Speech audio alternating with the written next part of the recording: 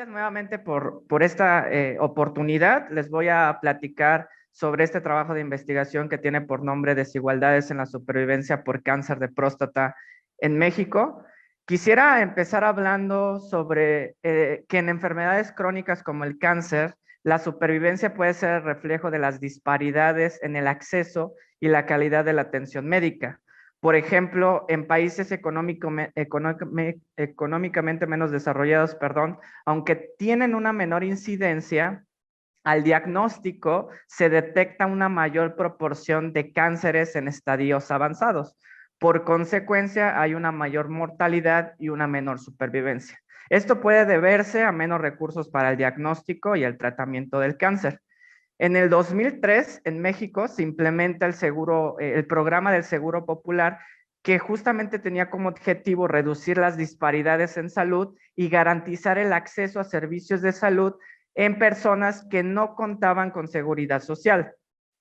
Aunque este programa incluía enfermedades que tenían un alto impacto en salud y altos costos monetarios, fue hasta el 2012 que el cáncer de próstata se incluye en la lista de los cánceres cubiertos por el Seguro Popular. Y para el año 2017, el cáncer de próstata fue la primera causa de reembolso por cáncer en hombres. Ahora, ¿qué situación existe con relación al cáncer de próstata en México? Bueno, según estimaciones de la YARC, es la primera causa de morbimortalidad por cáncer en hombres, seguido del cáncer de pulmón.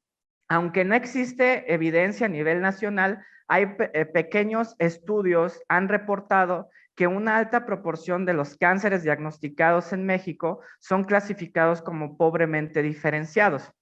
También se ha mostrado un incremento de la mortalidad de cáncer de próstata en los últimos años y este incremento es más evidente en estados de alta y muy alta marginación. También quisiera comentarles que no existe, bueno, hasta el momento no existe información en relación a la supervivencia a nivel nacional, ni tampoco por nivel de marginación. Por eso, nuestro objetivo fue estimar la supervivencia por cáncer de próstata en México y explorar las desigualdades en la supervivencia de acuerdo al nivel de marginación del lugar de residencia habitual.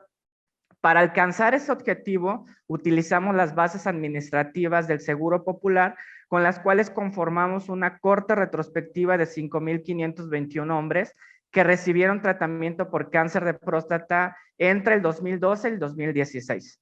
Mediante un modelo probabilístico pudimos vincular esa información de las bases administrativas del Seguro Popular con la información del subsistema epidemiológico y estadístico de defunciones y las bases de mortalidad del año 2012 hasta el año 2019. Eso nos permitió identificar 1,648 muertes, de las cuales 1,252 muertes eran atribuibles al cáncer de próstata. ¿Con qué otra información contábamos en estas bases administrativas? Bueno, con el riesgo oncológico al momento del diagnóstico, que fue creado con base al antígeno prostático específico, la puntuación de Gleason y el estadio clínico. Eso permitió clasificar a los sujetos con cáncer de próstata como con un riesgo oncológico bajo, intermedio y alto. Ahora bien, el nivel de marginación estatal y municipal se obtuvo con la información de CONAPO 2015. Es importante mencionar que solo 4,539 sujetos de esta muestra contaron con información del municipio de residencia. También creamos una variable de acuerdo a la concordancia entre el estado de residencia y el estado de atención. Por ejemplo, si aquellos que residían en Guerrero se atendieron dentro de Guerrero. Otra información que es importante mencionar es que la mayoría de las instituciones que otorgaban atención para el cáncer de próstata afiliadas al Seguro Popular se encontraban en las capitales de los estados de la República Mexicana, por lo cual decidimos que los análisis exploratorios y descriptivos se considerara la información sobre la marginación estatal y municipal. Para el análisis asociativo entre el nivel de marginación y la supervivencia, se consideró la marginación municipal y se estimó mediante modelos de regresión de riesgos proporcionales de Cox. Ahora bien, les platico un poco de los resultados que encontramos en este estudio. Como vemos en esta diapositiva, como les muestro en esta diapositiva, la incorporación estatal fue incrementando de acuerdo al periodo de seguimiento. Hasta el 2016 se contaba con 23 estados que tenían al menos una institución afiliada al Seguro Popular que otorgaba atención para el cáncer de próstata. Estados como la Ciudad de México, Jalisco, el Estado de México y Veracruz contaban con más de una institución que otorgaba atención para el cáncer de próstata. Eso también provocó esa incorporación progresiva, incorporó que el número de casos atendidos en estas instituciones incrementara a lo largo del seguimiento, teniendo un incremento bastante considerable para el año 2015. Ahora bien, también es importante mencionar que solo 23 estados de 32 estados contaban con un centro afiliado al Seguro Popular que otorgaba atención para el cáncer de próstata, lo cual generó un flujo migratorio de búsqueda de atención médica. Esta diapositiva aquí les presento considerando el estado de residencia y el estado de atención de acuerdo al nivel de marginación estatal.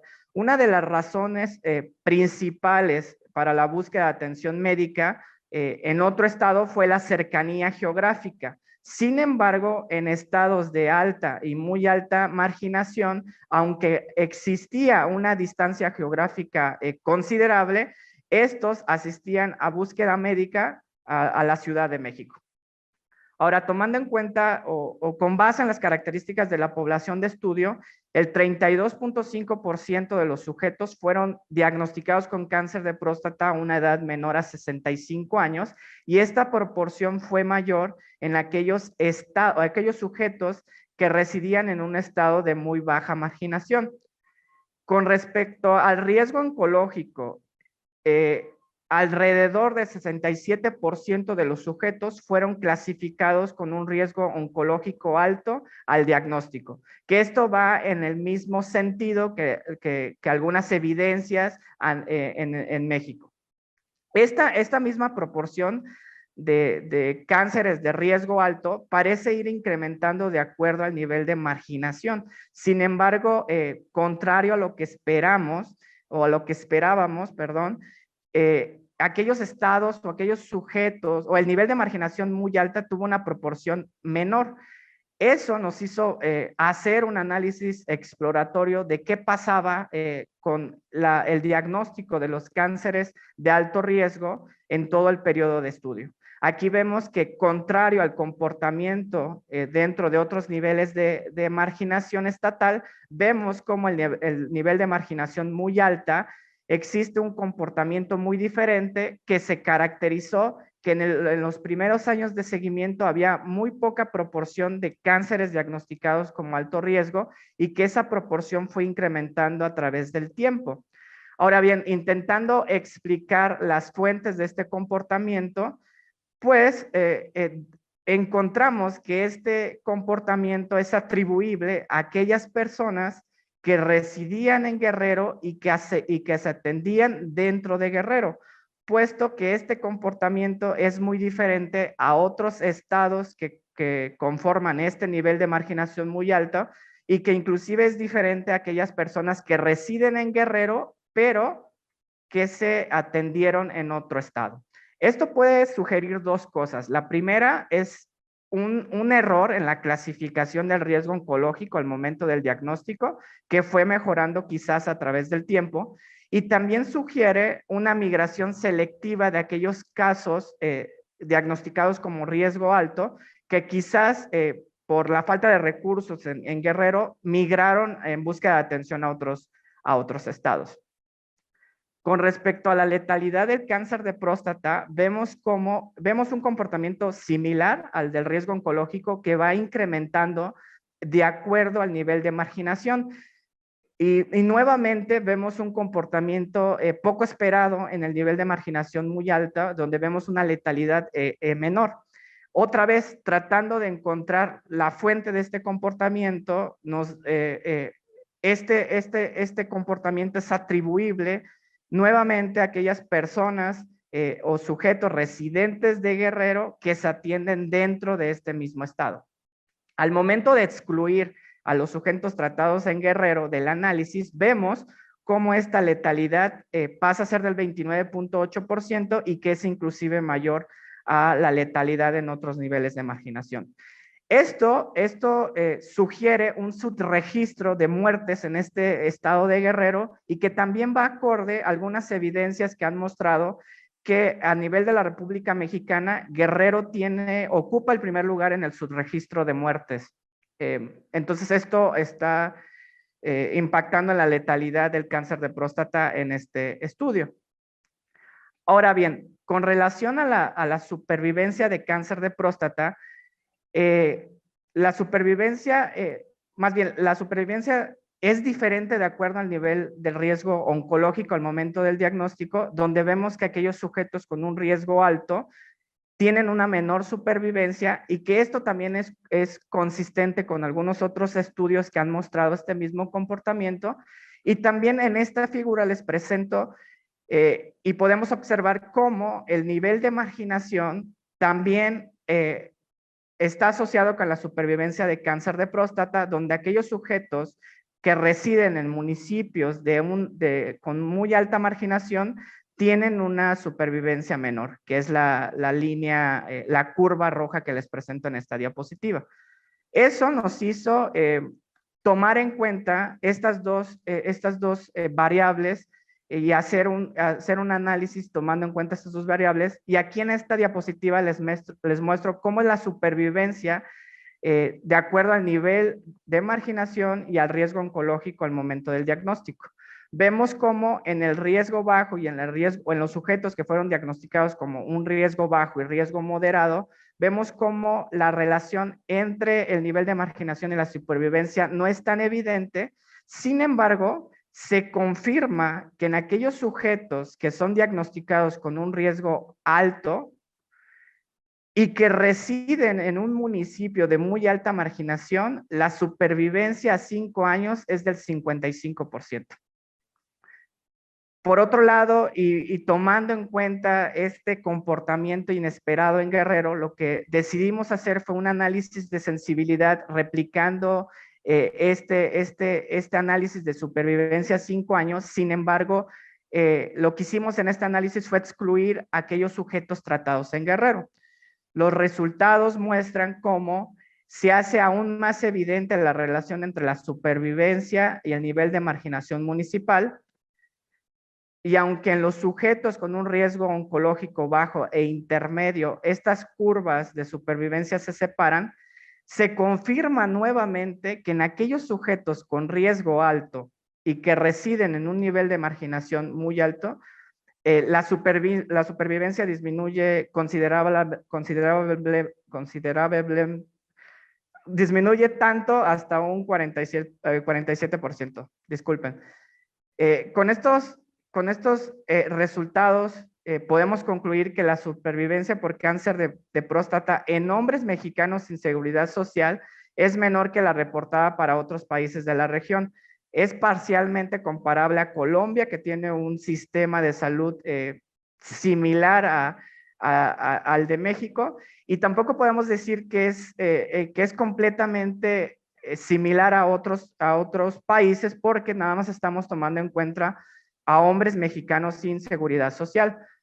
Otros de nuestros hallazgos, bueno, sugieren que esta menor supervivencia o la menor supervivencia por cáncer de próstata se observa en hombres con cánceres de alto riesgo, residentes en municipios con un nivel de marginación muy alto, y esto puede deberse a la poca capacidad de detección temprana e inequidad en la atención.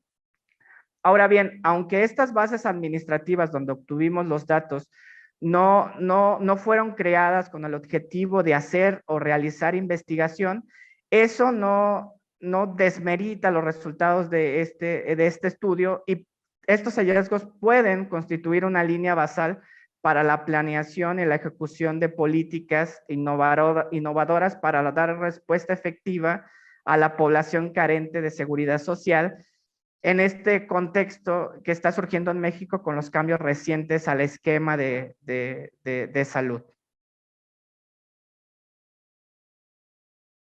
Y gracias. Con eso termino mi presentación.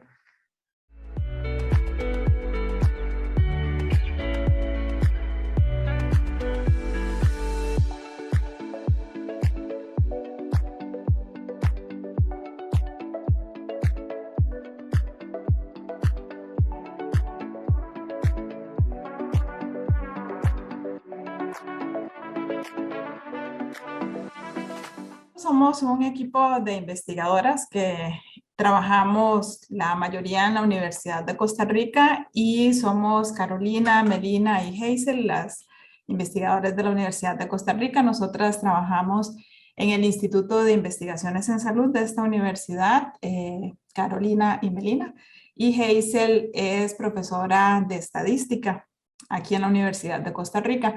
Nuestra cuarta coautora, la doctora Iliana Quiroz, es nuestra contraparte en la Caja Costarricense del Seguro Social, que es la entidad aseguradora en nuestro país y es una pieza fundamental de esta investigación, puesto que todos los datos que yo les voy a presentar son provenientes de un módulo de encuesta que la Caja Costarricense del Seguro Social solicitó ante el Instituto Nacional de Estadística y Censos de nuestro país. Bien, como antecedentes tenemos que el cáncer cérvico-uterino es una de las enfermedades neoplásicas más frecuentes en las mujeres. Estamos pasando aquí del cáncer de próstata tan relevante en la población masculina en México y en el resto de Latinoamérica, al cáncer cérvico-uterino que es tan relevante en la población femenina de Costa Rica y del resto de Latinoamérica. Este es la no realización del examen de Papa Nicolau o la citología vaginal es uno de los factores de riesgo de esta enfermedad y sabemos que las mujeres que tienen condiciones más desfavorables son también las mujeres más vulnerables a esta condición. En Latinoamérica en general existe un alto riesgo para desarrollar cáncer de cervix y uno de los desafíos que tenemos es el de extender los programas de prevención que ya tenemos. En Latinoamérica tenemos instalados programas de prevención que ahora nuestro desafío es extenderlos de manera que alcancen a toda la población que los requiere. Por parte de los sistemas de salud, identificamos la necesidad que se tiene de poder saber cuál es nuestra población prioritaria para de esta manera focalizar acciones y tener el impacto deseado en la población general.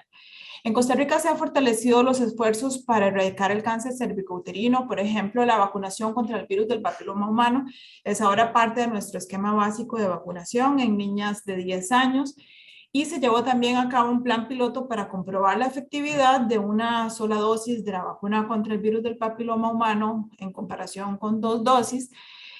Sin embargo, una detección temprana sigue siendo necesaria. Estos esfuerzos no son suficientes porque, como sabemos, estos son esfuerzos que vienen a beneficiar a las nuevas cohortes de mujeres en el país, ¿verdad? Estamos hablando de las niñas que en unas décadas serán las mujeres en edad adulta, pero las mujeres que ya estamos en edad adulta requerimos de otras estrategias como lo es, por ejemplo, la detección del cáncer de cervix a través del Papa Nicolau. De manera que esta investigación se va a basar en el uso adecuado o inadecuado que hacen las mujeres costarricenses de la citología o Papa Nicolau.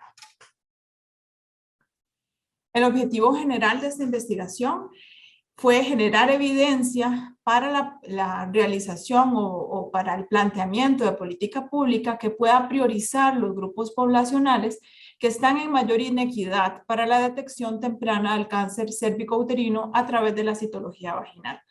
Los dos principales objetivos específicos de nuestra investigación fueron describir los factores que se asocian a un uso adecuado o inadecuado del Papa Nicolau en Costa Rica y determinar también si es que existen diferencias o inequidades regionales en el uso del Papa Nicolau en el país.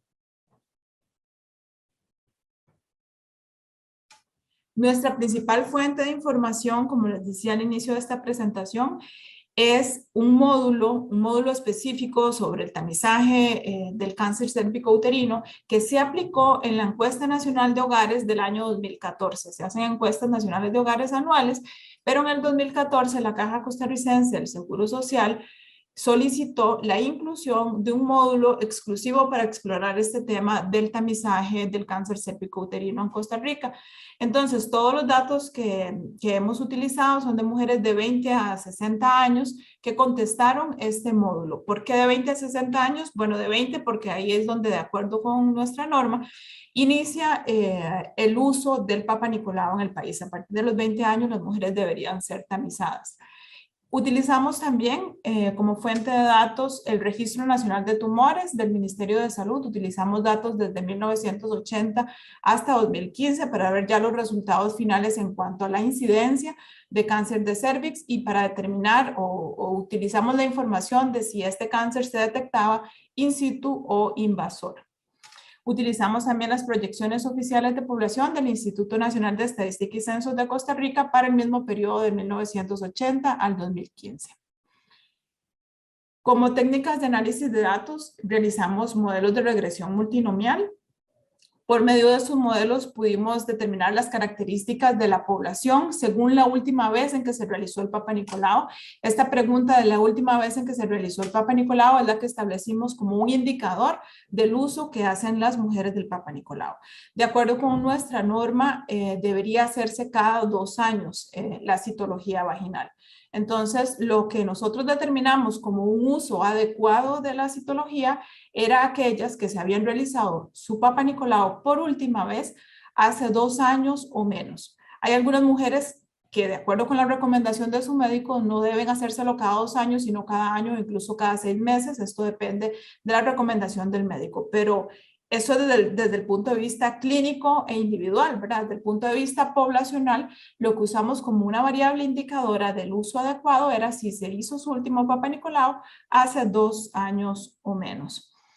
Y nos centramos principalmente para definir uso inadecuado del Papa Nicolau, nos centramos principalmente en aquella porción de la población que nunca se ha realizado el Papa Nicolau, puesto que, como les dije antes, de 20 años en adelante, todas las mujeres deberían realizarse con regularidad su citología vaginal. Entonces nos centramos en 2 grupos, las mujeres que nunca se habían realizado el Papa Nicolau y aquellas mujeres que habían dejado pasar 5 años o más desde la última vez que se realizaron la citología.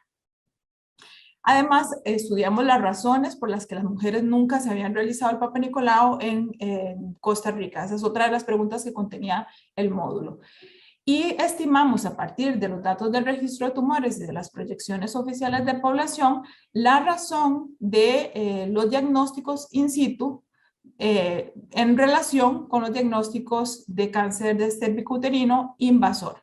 Esto lo hicimos con el fin de determinar la detección temprana o no del cáncer de cervix en el país y ver cómo se diferenciaba por regiones. Los principales resultados que obtuvimos son los siguientes. En las regiones costeras de Costa Rica, que son la Huetar Caribe, esta que está señalada con esta flecha, y la región Chorotega, son aquellas regiones en las que encontramos los peores resultados en cuanto a la razón de incidencia in situ invasor. Encontramos valores de 1 y de 1,1 respectivamente.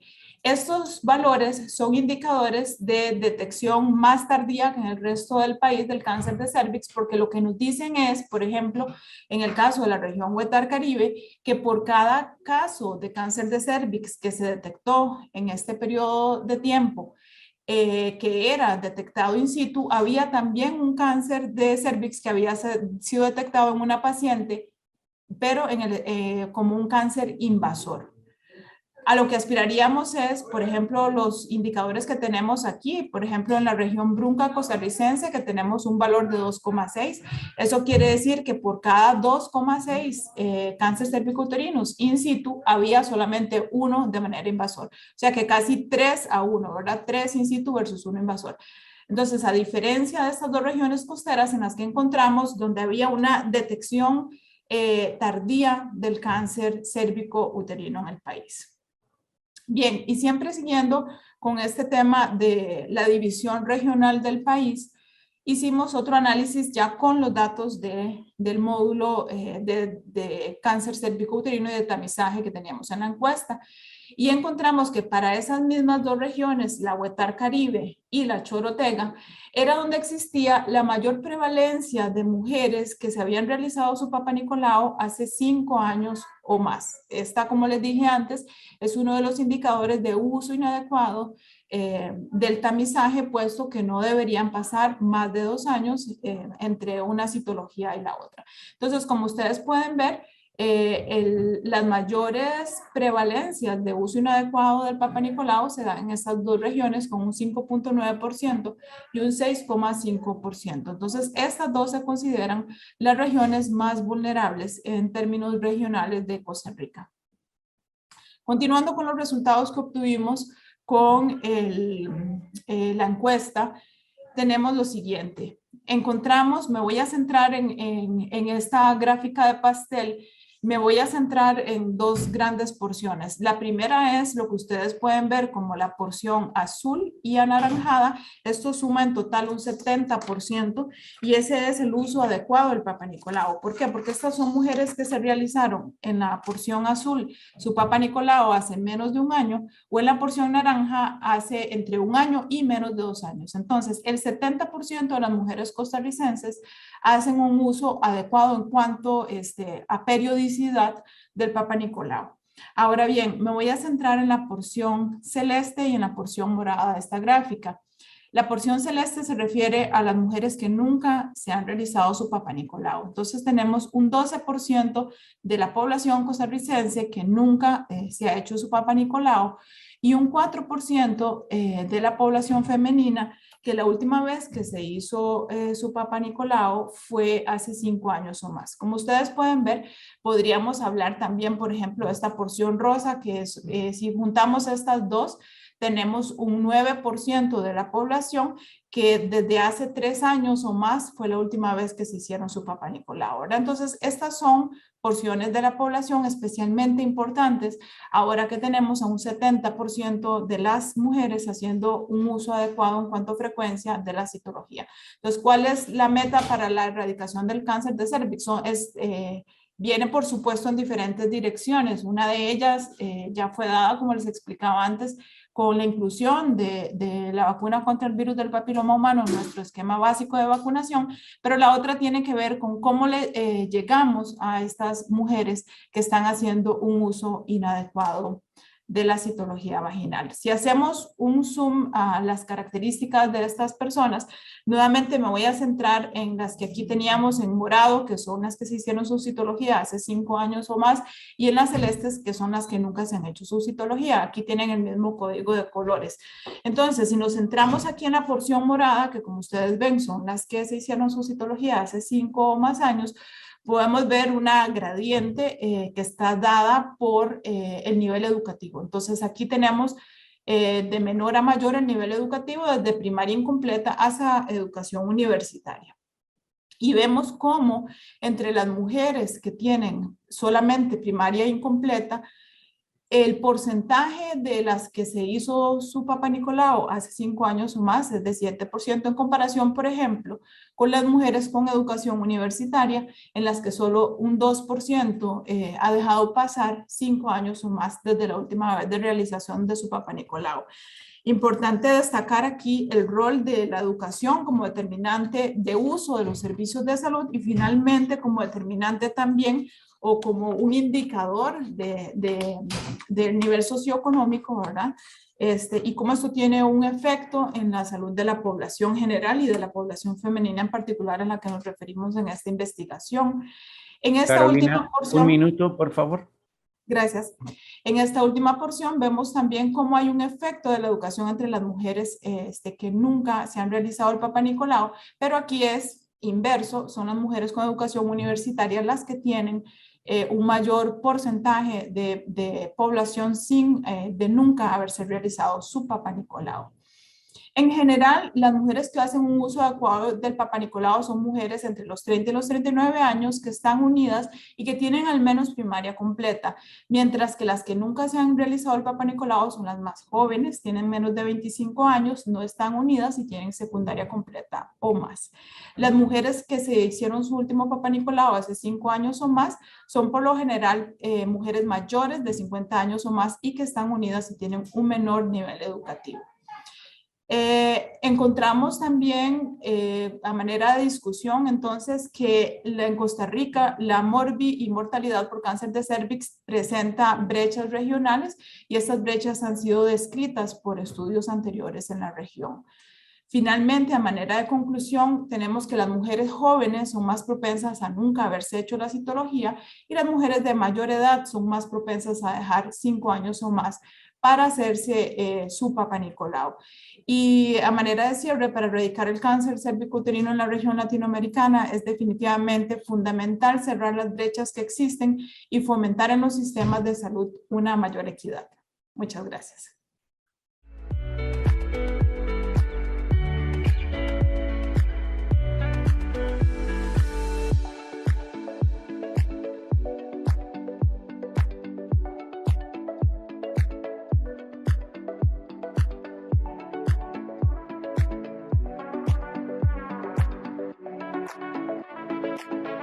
Muchas gracias por la invitación a este precongreso. Y como bien ya me presentaron, pues buenas tardes a todos. Mi nombre es Samuel Gutiérrez.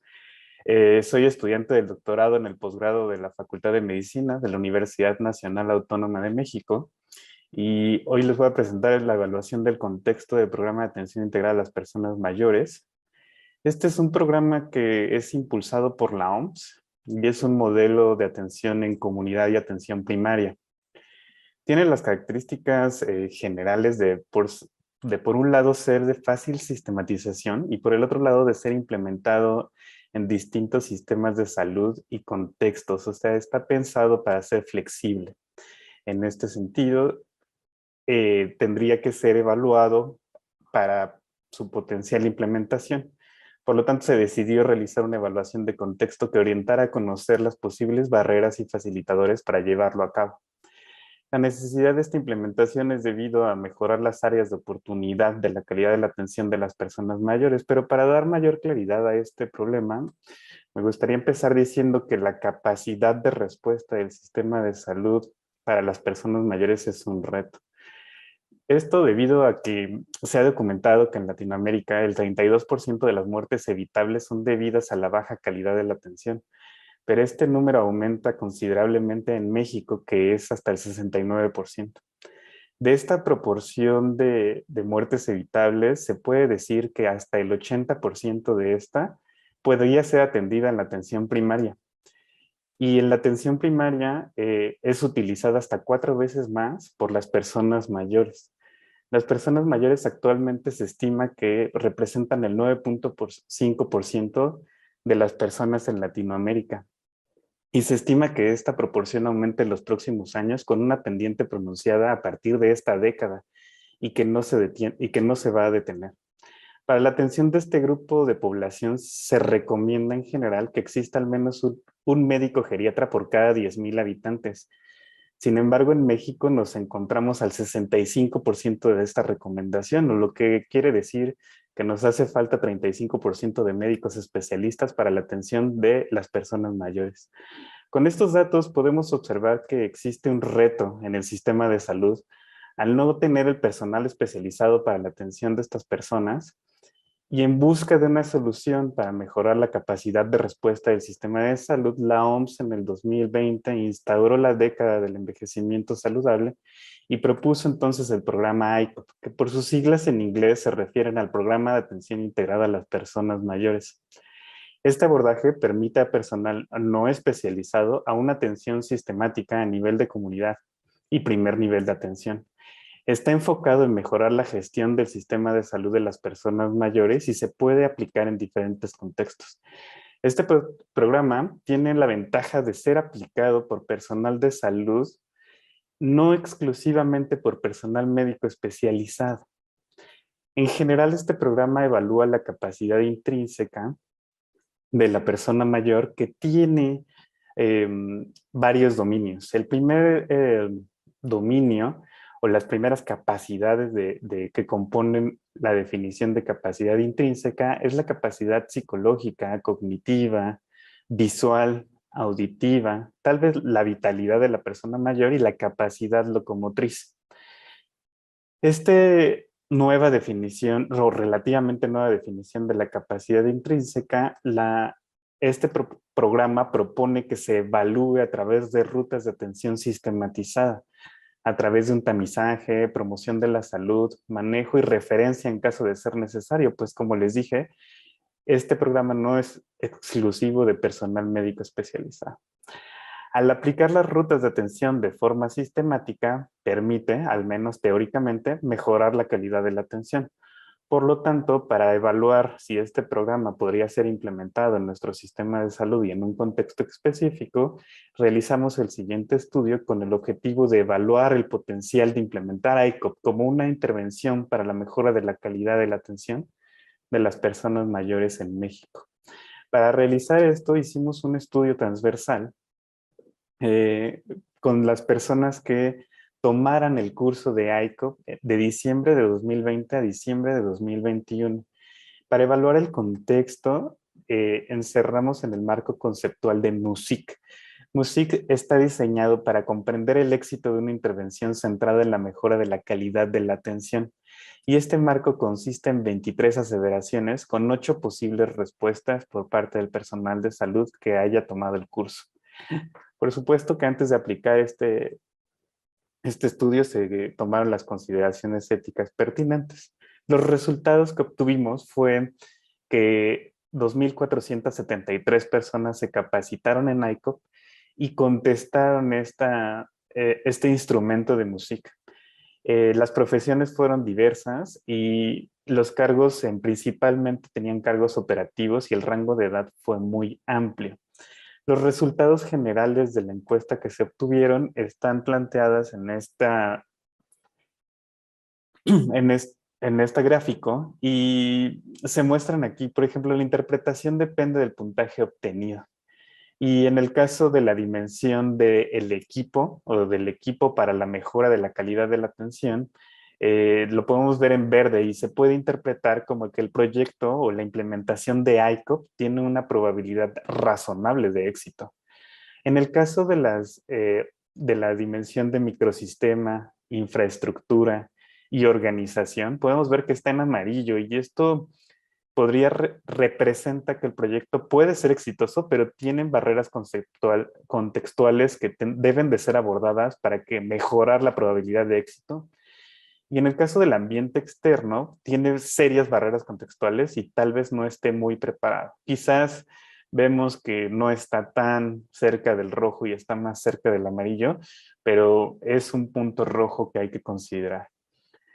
Cada dimensión está compuesta por distintos factores contextuales que son exploradas a través del instrumento de MUSIC y podemos darnos cuenta que al menos cada dimensión está compuesta por 2 o más factores contextuales y por lo tanto cada factor contextual también podría ser interpretado a la luz de este semáforo que les presenté en la diapositiva anterior y que se debería de implementar una estrategia específica para que continúen ya sea como facilitadores o bien para superar las barreras contextuales.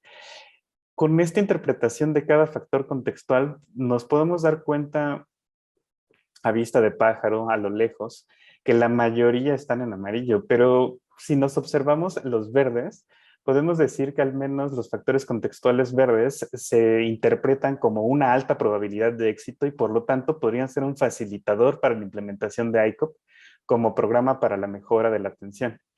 Y la mayoría de los factores que vemos en amarillos se interpretan que tiene barreras contextuales, quizás no serias, pero que son barreras que deberían de tener una estrategia específica antes de implementar ICOP en el contexto mexicano. En el caso de las barreras más serias, se observan 3 factores principales que son la cultura de la organización, la cultura organizacional del personal, y el ambiente, en la dimensión del ambiente externo se muestran 2 muy específicas, que es el evento desencadenante y el patrocinio externo de proyectos. Esto se refiere, o estos factores contextuales se pueden referir del ambiente externo a qué impulsa ICOP para que se modifique el sistema de salud como está planteado en este momento. Por lo tanto, como son barreras contextuales serias, deberían de poderse tener una estrategia específica como patrocinar a través de un evento específico el utilizar ICOP en un sistema de salud dado.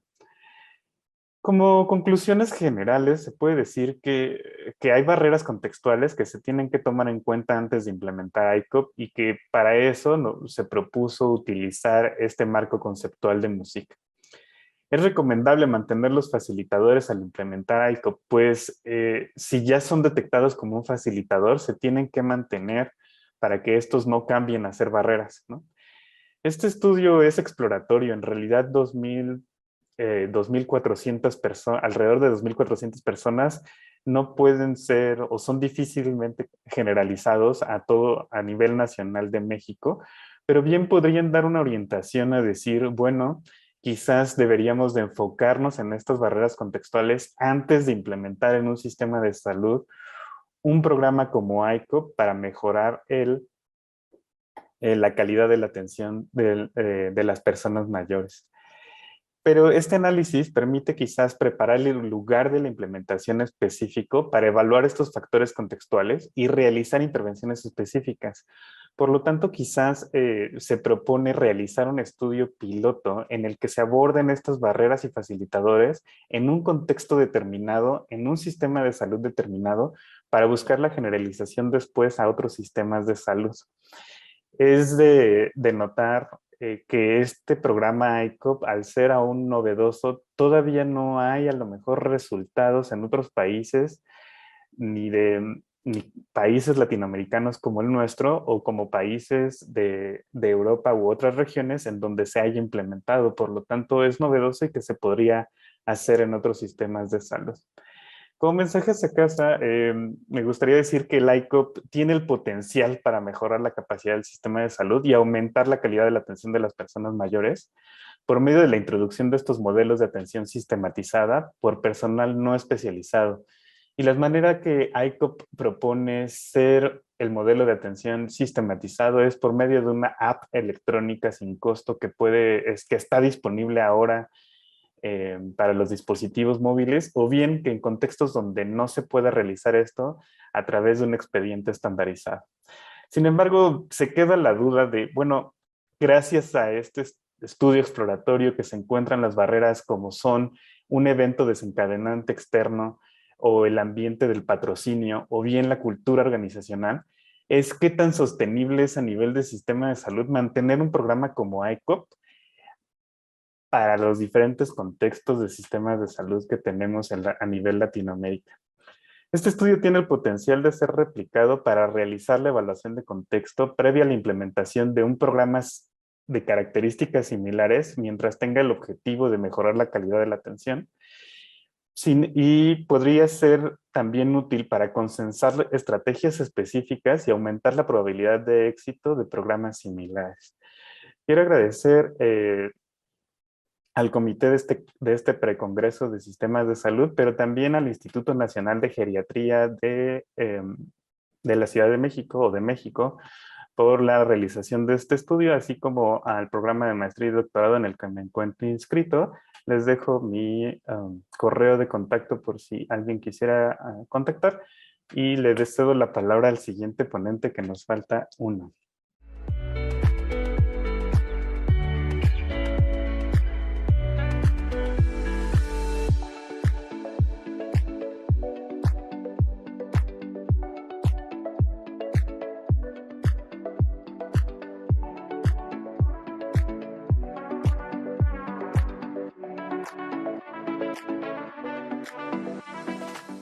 Bueno, yo voy a presentar este trabajo que es parte de todo un desarrollo que hemos venido haciendo a lo largo de varios años.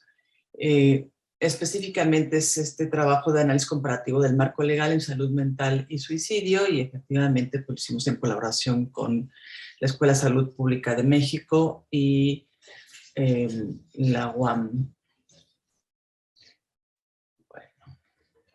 Un poquito para ubicar por qué hicimos este trabajo y dentro de qué se enmarca este interés de hacer un análisis comparativo del marco legal en México. Bueno, nosotros empezamos a trabajar un proyecto en 2016 que se tituló Conducta Suicida en Adolescentes en México, que trabajamos diferentes aspectos, desde la experiencia de la población adolescente que haya intentado suicidarse, hasta cómo respondía el sector salud en diferentes estados del país en el problema específicamente de la conducta suicida en adolescentes. Desde ahí empezamos a trabajar, a documentar.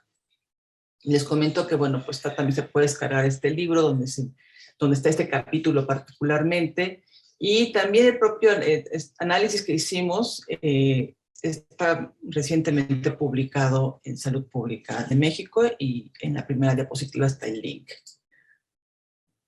Hemos venido reflexionando sobre por qué en México tenemos tanta dificultad para poder responder desde el sistema de salud a un problema tan complejo como la conducta suicida en adolescentes. Y en esta diapositiva lo que mostramos es un poco cómo a nivel de temporalidad, cuáles han sido los actores involucrados y qué acciones han sucedido en nuestro país que han determinado el cómo se responde, tanto a nivel federal como a nivel estatal.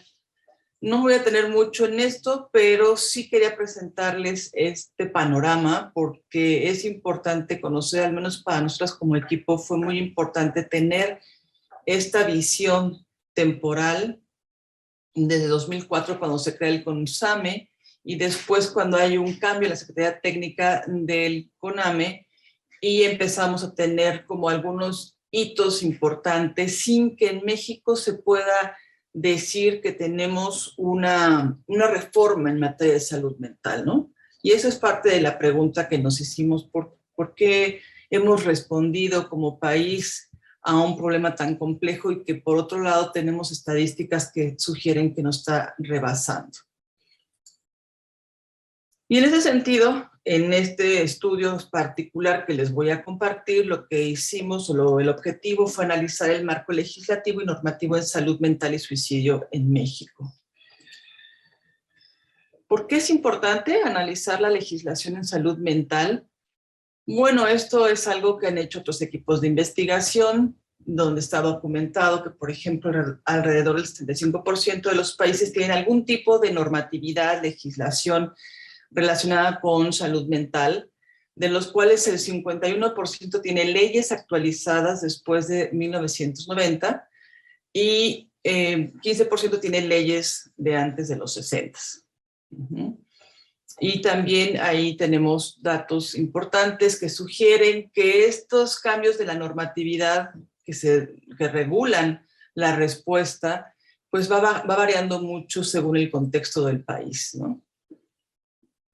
Y ahí fue donde surgió como nuestro interés de ver qué estaba pasando, cómo están actualizadas nuestras leyes, hay una normatividad nacional. Si lo miramos por países de ingresos altos y países de ingresos bajos, pues nos damos cuenta que pues nuestro país se ubicaría en estos países de ingresos bajos, en donde no hay una legislación, ¿no? O donde predomina de pronto este escenario de no legislación, y quiere decir entonces que México no es el único que está en este contexto de falta de normatividad, y en ese sentido, pues todo lo que ello implica, que lo vamos a ver. ¿Por qué el problema de la conducta suicida en adolescentes? Bueno, no me voy a meter mucho en estos datos porque sería como otro más tiempo para hacerlo. Lo que sí podemos decir que este problema es un problema que particularmente en nuestro país va a la alza, desgraciadamente. Se va elevando, no hay datos que sugieran que baje los indicadores, y eso es un problema que nos llama mucho la atención. El suicidio en esta población es la causa de muerte en este grupo. Es la tercera causa de muerte. Entonces, por eso también nos focalizamos en la población adolescente. ¿Qué hemos hecho en el Instituto Nacional con respecto también a ir documentando la prevalencia? Bueno, como ustedes saben, en el instituto levantamos lo que se llama la Encuesta Nacional de Salud y Nutrición, y desde 2006 este equipo de investigación u otros integrantes del equipo de investigación hemos incluido una serie de preguntas para poder documentar y calcular la prevalencia del intento de suicidio alguna vez en la vida en población adolescente. Lo venimos haciendo desde 2006, 2012, y lo que vamos viendo, aunque no es una encuesta especializada, pues que este problema se va incrementando. Sin embargo, otras instituciones como el Instituto Nacional de Psiquiatría pues han documentado prevalencias incluso más altas. ¿Qué hicimos en este trabajo particularmente? Bueno, fue un análisis secundario donde nos fuimos a buscar, a recopilar primeramente todas las leyes estatales de salud en general y después ver si había un componente de salud mental. También vimos qué estados del país tenían o no una ley de salud mental específica. Ahí lo que mirábamos era si había una definición de salud mental como tal, si había la existencia de un Consejo Estatal de Salud Mental y si se estipulaba o no en la ley algunos mecanismos de financiamiento. Asimismo, mirábamos también si había una identificación de acciones específicas para la prevención y la atención del suicidio. También otro componente fue mirar a nivel de los estados si existía o no una ley de suicidio. Eso fue lo que hicimos. Armamos una base de datos en Excel para revisar todos estos documentos. ¿Y qué fue lo que encontramos? Bueno, a nivel federal, pues sí tenemos una ley general de salud, tenemos también una serie de normas oficiales mexicanas y tenemos también normas técnicas que regulan y estipulan cómo es que se debe de dar la atención cuando hay un problema de intento de suicidio. A nivel estatal también, bueno, sabemos que hay 31 leyes estatales, encontramos 14 leyes de salud mental y solamente 2 leyes de suicidio. En total identificamos 51 documentos y, bueno, no me voy a detener en todo lo que encontramos ahí, pero sí resaltar algunos aspectos que nos dan pistas de por qué respondemos como sector salud de la manera que lo hacemos, ¿no? Para empezar, la Ley General de Salud que revisamos, sí en un capítulo se refiere a qué es la salud mental y cómo se debe de responder. Sin embargo, a pesar de que hay alguna mención del concepto de salud mental, hay una casi nula existencia de definición de lo que es el suicidio y la conducta suicida. Y eso nos llamó mucho la atención. Nunca se habla de otros componentes que son importantes en la conducta suicida, como son la ideación y el intento como tal. Entonces, esa es una carencia importante en materia de marco legal. También tenemos, les comentaba yo, algunas normas técnicas que regulan la prestación de los servicios de salud, cómo se debe de dar la atención en los hospitales, sobre todo en hospitales médicos psiquiátricos, que son donde muchas veces se derivan a estas urgencias. Ahí se estipulan algunos criterios de operación, cómo se enfatiza también el tipo de atención que deben de recibir estas personas cuando llegan y se ingresan a los hospitales, en donde se enfatiza mucho la calidad, la calidez y el apego a los derechos humanos. Ese es un tema muy importante en materia de salud mental. También identificamos algunas normas técnicas específicas que son las que regulan estos servicios y cómo se debe de dar esta atención. Sin embargo, bueno, cuando vemos ya a nivel del territorio nacional, aquí estamos viendo cómo hay una diferencia muy importante en cómo responde cada entidad del país, que yo creo que este es uno de los datos más importantes, en donde para empezar tenemos que señalar que México no cuenta con una ley de salud nacional, de salud mental, que regule la respuesta. Lo que sucede realmente es que cada una de estas entidades o estados del país, pues responden según su propia normatividad y que además no es comparable una con otra. Si miramos cuándo fueron publicadas, bueno, pues la mitad de las leyes en salud mental fueron publicadas en 2018 y solamente estos 2 estados del país tienen alguna ley específica de suicidio. Toda esta información pues ha sido muy importante y un debate, ha aportado al debate nacional sobre la importancia de empezar a regular la respuesta del sector salud y la coordinación, sobre todo intersectorial, con otros sectores que necesariamente están involucrados para dar una respuesta integral. En materia de definición de salud mental, pues algo muy pues alarmante, diríamos, es que no existe un consenso de a qué le llamamos salud mental. No hay una definición homologada y eso es algo muy serio porque limita, ¿no? Encontramos incluso características o problemas, se abocan más a establecer como problemas específicos y no como un concepto mucho más amplio de salud mental. También, bueno, pues como lo vimos en el gráfico anterior, la mayoría de los estados no tiene una ley específica de salud mental, aunque algunos pues tienen alguna sección, un apartado.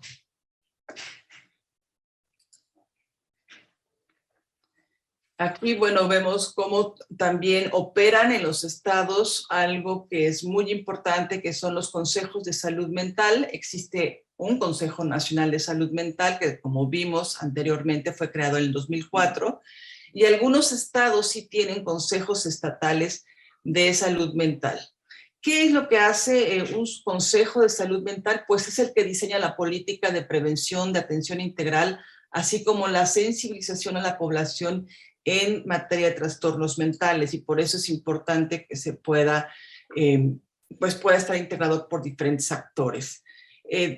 Otro aspecto que es una carencia importante en nuestro marco legislativo es la ausencia de la definición de cómo se va a financiar la atención, cómo se va a financiar las políticas públicas en materia de salud mental, específicamente en materia de prevención y atención del suicidio.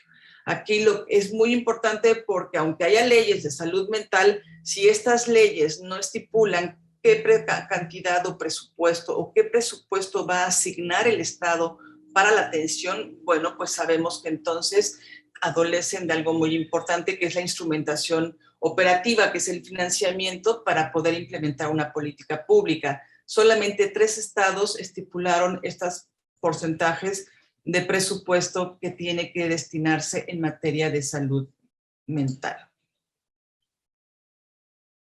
También, pues encontramos que la respuesta es muy diversa en términos de prevención y atención del suicidio. Cada estado hace lo que considera pertinente y hay una falta de homologación también en los lineamientos de la prevención y cómo se debe de atender el suicidio en general, y particularmente pues en lo que es la población adolescente, lo cual genera que pues haya una diversidad de respuestas, ¿no? O sea, cada estado responde como considera, con los elementos, y no hay una rectoría a nivel nacional, que yo creo que eso es algo fundamental, y como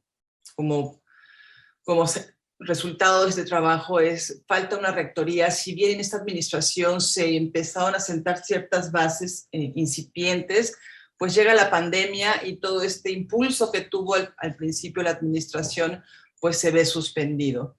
No existe una definición de a qué le vamos a llamar salud mental y cómo vamos a dirigir los servicios.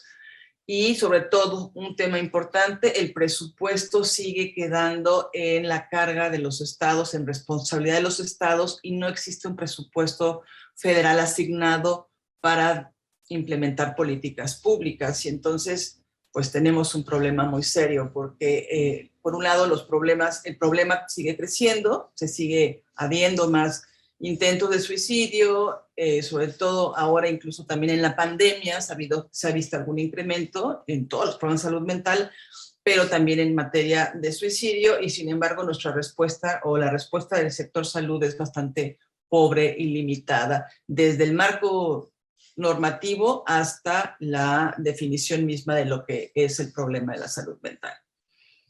Pues muchas gracias y espero sus comentarios.